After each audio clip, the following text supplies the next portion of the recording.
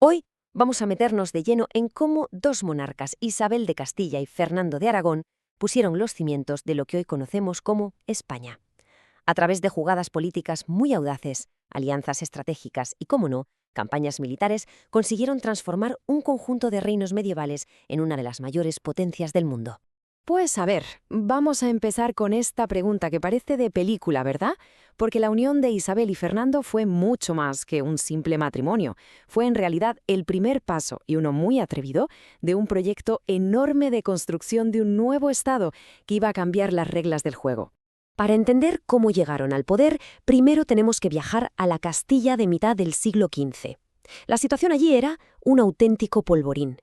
El rey, Enrique IV, tenía una heredera, su hija Juana. El problema es que buena parte de la nobleza no se creía que fuera hija suya. De hecho, la llamaban, con bastante desprecio, la Beltraneja, insinuando que su verdadero padre era un noble llamado Beltrán de la Cueva. Esto, claro, provocó una crisis de sucesión brutal. Y aquí tenemos a las dos candidatas al trono. Por un lado, Isabel, que era la hermana del rey, tenía el apoyo de las ciudades y de la parte más influyente de la nobleza. Por el otro lado, Juana, la hija oficial del rey, que contaba con el respaldo de otra facción de nobles y, ojo, del reino vecino de Portugal, que veía una oportunidad de oro. O sea, el reino de Castilla estaba literalmente partido en dos. Y en medio de todo este lío, ¿qué hace Isabel? Pues toma una decisión que es una auténtica bomba. En 1469 se casa en secreto con su primo, Fernando, que era el heredero de la otra gran potencia de la península, la Corona de Aragón. Este movimiento no solo era un desafío directo a la autoridad de su hermano, el rey, sino que creaba una alianza potentísima. El resultado inmediato, una guerra civil por el trono, era ya inevitable. Bueno, pues tras la muerte de Enrique IV y una guerra de sucesión en la que se metió hasta Portugal, Isabel y Fernando consiguen la victoria. Pero claro, ahora se enfrentaban a un desafío quizá mayor: cómo gobernar juntos dos reinos tan diferentes. Y la solución que encontraron fue un modelo de poder compartido totalmente innovador para la época. Y aquí está la clave de todo esto, y es fundamental entenderlo bien. No crearon un país unificado. Lo que forjaron fue una unión dinástica. Esto significa que Castilla y Aragón seguían siendo reinos independientes. Cada uno mantenía sus propias leyes, sus propias cortes, su moneda, todo. Lo único que los unía era la figura de los reyes. ¿Eran dos reinos con los mismos soberanos? Nada más. Y esto queda clarísimo en su famoso lema que venía a resumir el acuerdo al que llegaron en la Concordia de Segovia. Tanto monta tanto Isabel como Fernando, o sea que ambos tenían la misma autoridad. Aunque es verdad que en la práctica Fernando se metió más en los asuntos de Castilla que Isabel en los de Aragón, las grandes decisiones siempre se tomaron de mutuo acuerdo, y esa fue sin duda una de las claves de su éxito. Vale, ya tienen el poder. Pero ¿ahora qué? Pues se encontraron con otro problemón. Heredaron unos reinos donde la nobleza y las grandes ciudades tenían un poder casi absoluto y estaban muy acostumbradas a desafiar al rey. Su objetivo era claro: había que centralizar el poder y sobre todo poner un poco de orden en todo aquello. Y para conseguirlo pusieron en marcha un plan muy claro. Primero, crearon la figura del corregidor, que era básicamente un representante del rey en cada ciudad importante para asegurarse de que cumplían las órdenes.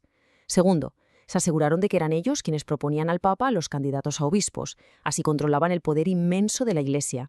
Y tercero, potenciaron a los virreyes, que actuaban en su nombre en los territorios donde ellos no estaban. Además, reorganizaron toda la administración. El sistema de consejos, como el Consejo Real de Castilla o el de Aragón, se convirtió, por así decirlo, en el cerebro del gobierno.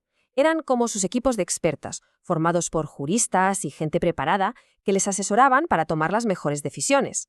Y una de sus creaciones más interesantes fue la Santa Hermandad. Hay que pensar que los caminos eran un caos, llenos de bandidos, y eso era un desastre para el comercio. Para solucionarlo, crearon este cuerpo armado, financiado por las ciudades, para patrullar los campos y caminos. Fue, en esencia, la primera policía de ámbito nacional, por así decirlo. Y llegamos a una de sus herramientas más famosas y también más polémicas, la Inquisición. Aunque en teoría era un tribunal de la Iglesia para perseguir herejes, la gran novedad es que en la práctica estaba bajo el control directo de los reyes, no del Papa. Esto la convirtió en un instrumento de poder tremendo para imponer la unidad religiosa y, de paso, para reforzar su propia autoridad. Dejó una huella profundísima, desde luego. Bien. Una vez que tenían el poder bien atado en sus reinos, los reyes católicos se fijaron en la última pieza del puzle peninsular, el reino nazarí de Granada. Era el último territorio musulmán que quedaba. la llamada Reconquista, que llevaba casi un siglo parada, estaba a punto de vivir su capítulo final. Y la pregunta es, ¿por qué justo en ese momento? Pues porque se juntaron varias cosas. Por un lado, la paz interna les daba la estabilidad que necesitaban. Por otro, Granada dejó de pagar los impuestos que le debía a Castilla. Además, la amenaza de los turcos en el Mediterráneo hizo que la idea de una cruzada cristiana volviera a estar de moda en Europa. Y para rematar, los comerciantes italianos también presionaban para controlar la zona. La guerra con Granada no fue una guerra de grandes batallas, sino una campaña de asfixia, lenta pero muy efectiva.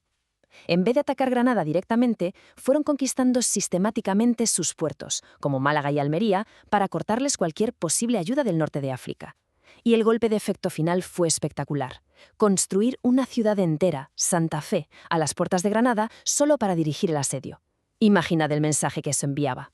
La estrategia funcionó a la perfección. El 2 de enero de 1492, el último sultán de Granada, Boabdil, entregó las llaves de la ciudad a los reyes católicos. La conquista había terminado. Pero ese año, 1492, es mucho más que el final de una guerra. Es la culminación de todo su proyecto político. Es el momento en el que todas las piezas que habían ido colocando durante años por fin encajan para dar forma a una nueva realidad. El legado de Isabel y Fernando es sencillamente inmenso. Consiguieron la unificación territorial de la península bajo su dinastía. Crearon un Estado moderno con instituciones como los consejos, la Santa Hermandad o la Inquisición, que reforzaron su poder como nunca antes. Sometieron a la nobleza y a la Iglesia, y al hacer todo eso pusieron las bases muy sólidas sobre las que se iba a construir el futuro imperio español. Y esto nos deja con una última reflexión, porque ese mismo año de 1492, mientras aún celebraban la victoria en Granada, los reyes decidieron financiar un viaje muy arriesgado que buscaba una nueva ruta hacia las Indias. Con el reino por fin en paz, un estado fuerte y una identidad forjada en la conquista, toda la energía de esta nueva potencia estaba lista para mirar mucho más allá de sus fronteras. El siguiente capítulo estaba a punto de comenzar.